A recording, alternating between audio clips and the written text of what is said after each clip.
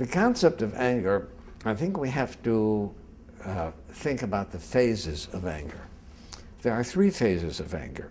One is somebody provokes me. I feel angry, okay? I don't have any control over that, right? Then there's the phase of anger of how do I react to it, right? Do I walk away? Do I respond? Do I punch the guy in the face? Do I call him with some nasty name? That's my reaction to anger. And then the other thing is, okay, I didn't have any choice to feeling angry when I was provoked. How long am I going to hold on to that anger? An hour? A day? 22 years? Right? So in order to keep things straight, I give these three phases three different names. The feeling of anger, I call anger. The reaction to anger, I call rage. And the hanging on to the anger is called resentment. Right? And then if you clarify it, I say, okay, I can do nothing about my feeling of anger other than perhaps take some things in perspective. Right? One of my father's teachings that helped me a great deal was that when somebody did something to my father which should have provoked anger, my father would say, you know, what he did was so foolish. If he only knew how foolish it was what he did, he wouldn't have done it. So, you know, I feel sorry for that person for being such a fool. But if you feel sorry for a person, how can you be angry at him? You know, I feel pity for him. Pity and anger doesn't go together.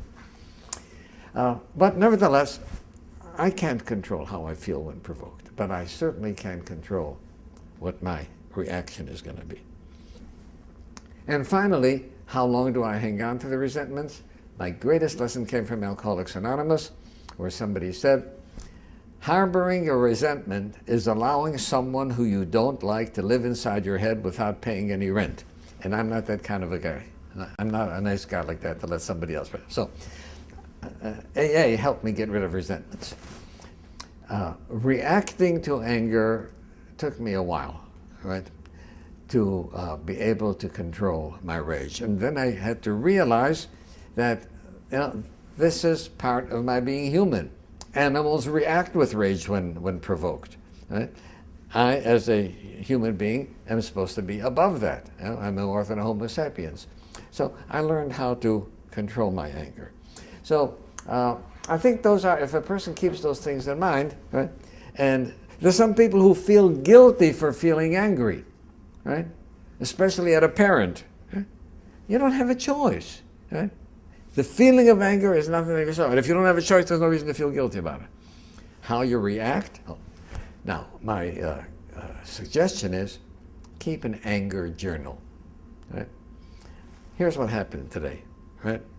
Somebody did this, is that, and here's how I did. Right?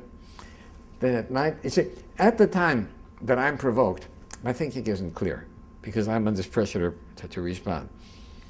But at night, when I look over what happened during the daytime, and I say, did I handle that in the best way possible?